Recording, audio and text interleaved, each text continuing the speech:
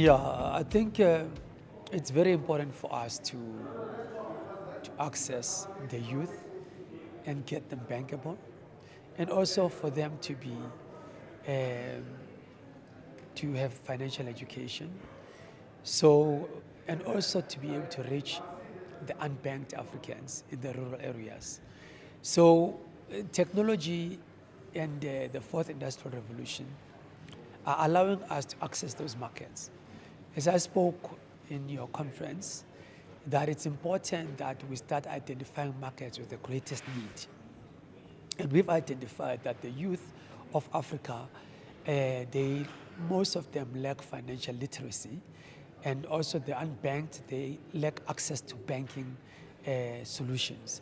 So the reason why we are going for this market is because there's a huge need for that, and we are creating the necessary technologies to make sure that we package our technology to make it easy for them through mobile to access banking solutions and banking uh,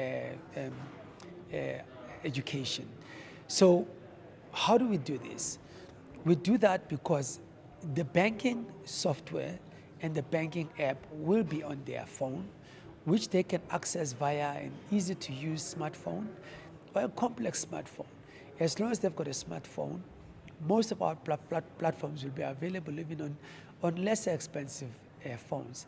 The minute they enter into the app, they then immediately have access to a huge uh, suite of financial services, where they also have what you call artificial intelligence, which will teach them, guide them, and answer any questions around them and what they require from a banking point of view in terms of understanding banking and financial services.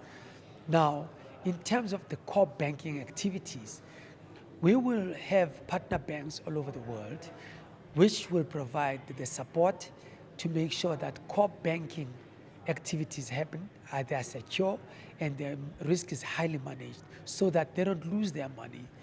So their money will be safe on our banking platform, so they can be sure that even when they transact, not only locally, they transact with the least cost to themselves. And they also have access to their finances wherever they are in the world, because we are using technologies that can help them access their money even if they're in China, Japan, without incurring a huge cost. You understand? So we want to make banking accessible. We want to provide financial services in the most cost-effective way so that Africans can also be part of a digital economy, be part of the world banking system. Fantastic. And then, just lastly, you speak about artisan jobs that will become null and void, let's call it. They'll lose their jobs. Now, a large part of South Africa's population, or Africa's population, contribute to those industries. Now, how important is skills development in terms of the digital revolution, with the digital money coming on, you involved with the AFRI, or will be involved. How important is it to develop these people's skills so that they can do it, especially in the rural and poorer areas where they don't have access, they don't even have these smartphones? Yeah, I mean, I think the importance of exposing uh, uh, young people and people in the rural areas to smartphones is critical, because that's where everything happens. But now, their understanding and the use of smartphones is also more critical, because interest is generated by a person themselves. You can't force a person to be interested in something. The person themselves has to be excited, has to be interested in order for them to learn. Because you can't force knowledge on someone, you can't force learning on someone until they're interested. So we as a country need to create an excitement around the fourth industrial revolution. We as a country need to create excitement around the cryptocurrencies and the digital economy.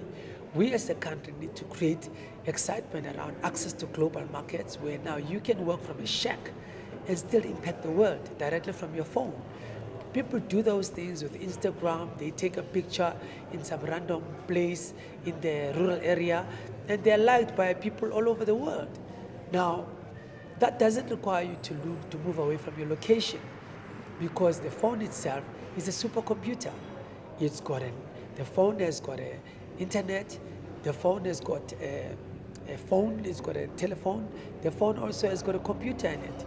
So the only thing that we would like and I would like to encourage from government is to make sure that they fast track access to the internet and to data to as many South Africans as possible, so that the same phone can also be used as a learning tool, so that people can learn and go to YouTube and read about how to do this, how to do that.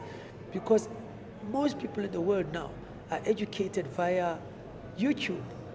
You just have to search the content you want and educate yourself. If you don't know how to edit, you search content on YouTube and it teaches you step by step on how to edit. Now, that doesn't require an expensive classroom. Doesn't require a fees must fall situation where now you have to pay an enormous fee to go to a university. There's a big difference between education and upgrading your skills. And practical skills is the biggest requirement. Creativity is the biggest requirement.